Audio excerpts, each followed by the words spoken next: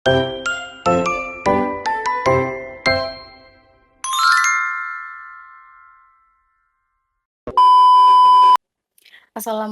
warahmatullahi wabarakatuh. Perkenalkan, saya Nabila Putri Fauzia dengan NIM 23106117079. Pada kesempatan ini, saya akan menjelaskan tentang dinamika dan perkembangan hak asasi manusia di Indonesia dari pasca kemerdekaan hingga reformasi. Sebelum kita membahas hal tersebut, saya akan menjelaskan apa itu hak asasi manusia.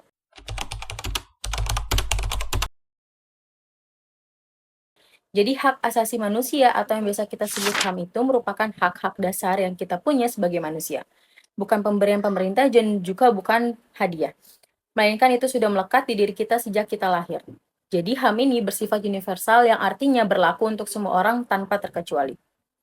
Di Indonesia, pengakuan HAM itu ada beberapa pondasi hukum utama. Yang pertama itu ada Undang-Undang Dasar 1945 yang terutama pada pasal 28A sampai 28J. Selanjutnya ada Undang-Undang Nomor 39 Tahun 1999 tentang HAM, dan secara internasional kita juga mengacu pada Deklarasi Universal HAM dari PBB tahun 1948. Setelah membahas apa itu HAM, mari kita masuk ke fase yang pertama yaitu pasca kemerdekaan.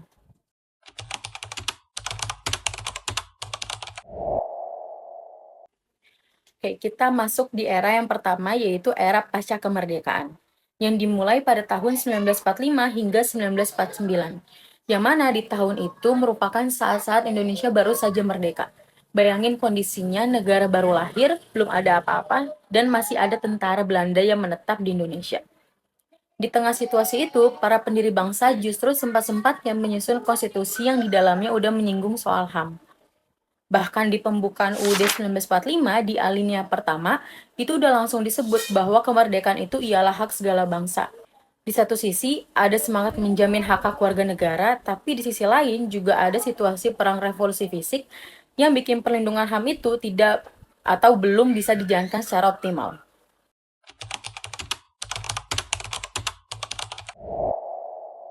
Soekarno, hancurlah Orde Lama, hancurlah Orde Lama.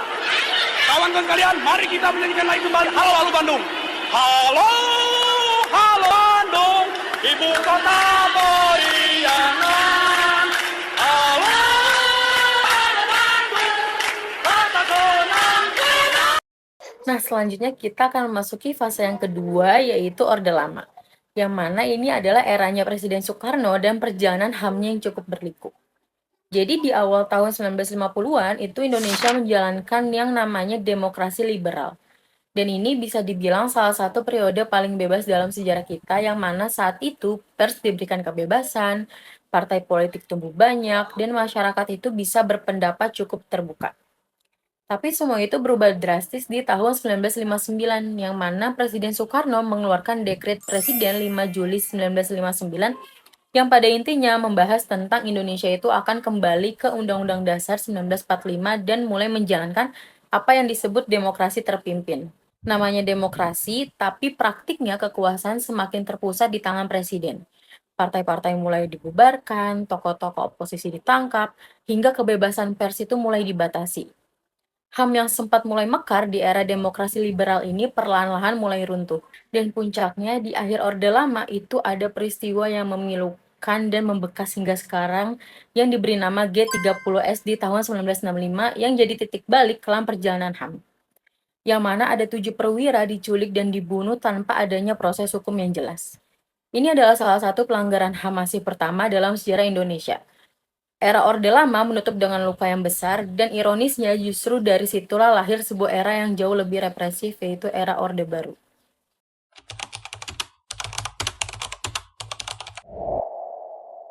Presiden Soeharto mundur. Peristiwa yang kemudian dikenal sebagai tragedi Trisakti ini berujung pada kerusuhan besar.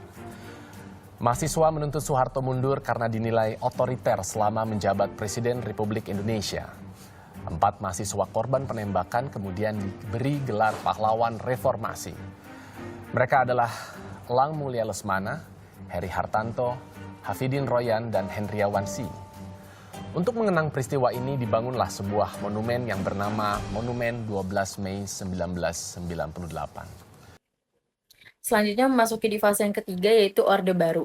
Nah, ini bagian yang paling berat untuk dibahas, tapi juga yang paling penting, karena di Orde Baru ini tuh dibawa Presiden Soeharto yang berlangsung selama 32 tahun.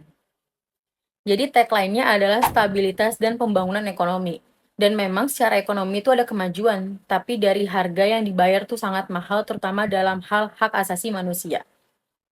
Ada yang namanya Dwi Fungsi ABRI. Jadi militer itu punya peran ganda di keamanan sekaligus di pemerintahan sipil. Selain itu, pers juga dikontrol ketat, banyak media yang dibungkam kalau dianggap membahayakan stabilitas, hingga jumlah partai yang dipangkas hanya menjadi 3.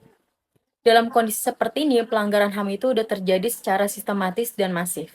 Contohnya yaitu ada peristiwa Tanjung Priok yang terjadi di tahun 1984, di mana demonstrasi berakhir dengan penembakan oleh aparat. Selain itu, ada status DOM atau Daerah Operasi Militer di Aceh yang berlangsung hampir 1 dekade dan menyisakan trauma mendalam bagi masyarakat di sana.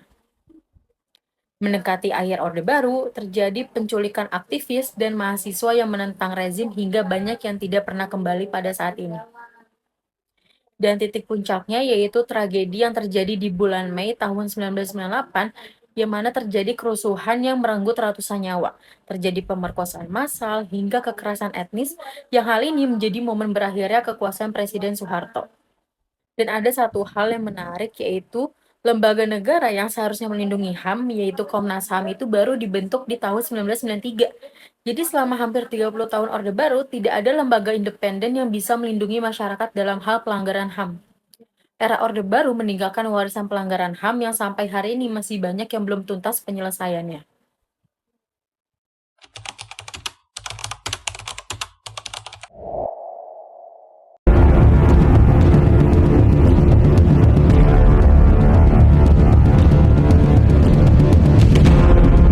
Saya memutuskan untuk menyatakan berhenti dari jabatan saya sebagai Presiden Republik Indonesia.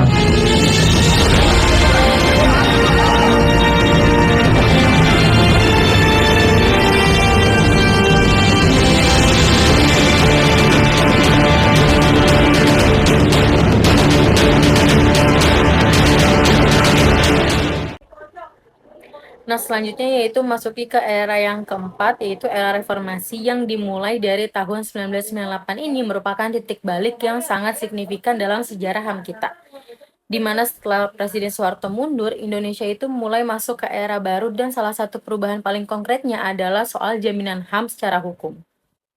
Undang-Undang Dasar 1945 diamandemen dan untuk pertama kalinya ada pasal-pasal khusus tentang HAM yang sangat komprehensif, yakni dari pasal 28A hingga pasal 28J yang membahas tentang hak untuk hidup, hak untuk tidak disiksa, hak beragama, hak atas informasi, dan semuanya itu masuk ke konstitusi.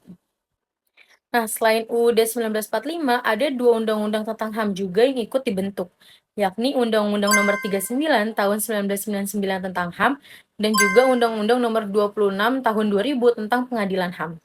Selain itu, kebebasan pers itu juga mulai terbuka lebar, masyarakat sipil mulai tumbuh, dan lembaga-lembaga independen juga mulai bermunculan.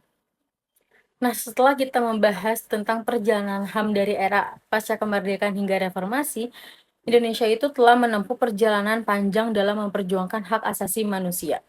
Namun perjalanan itu belum selesai, bahkan jauh dari kata tuntas.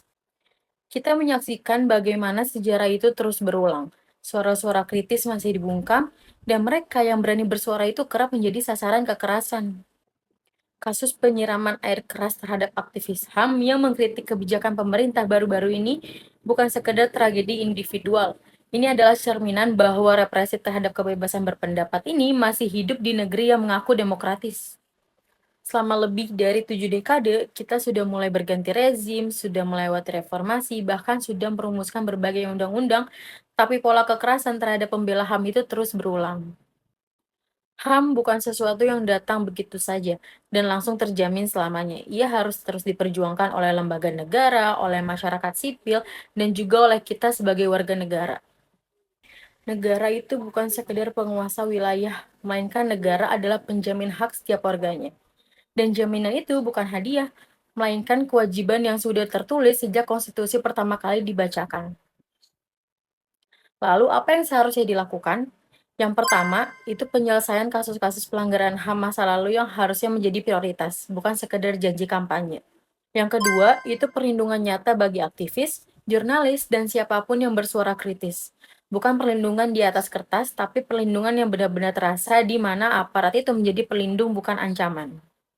Yang ketiga, itu adanya reformasi hukum yang sungguh-sungguh. Pasal-pasal karet seperti UIT yang kerap dijadikan alat membungkam kritik harus ditinjau ulang. Hukum seharusnya itu melindungi rakyat, bukan melayani kekuasaan. Dan yang paling mendasar itu adanya budaya impunitas yang harus diakhiri. Selama pelanggar HAM itu masih bisa melenggang bebas tanpa konsekuensi, selama itu pula kekerasan akan terus dianggap pilihan yang aman. Terima kasih sudah menonton. Mohon maaf bila ada kesalahan dalam penyampaian informasi.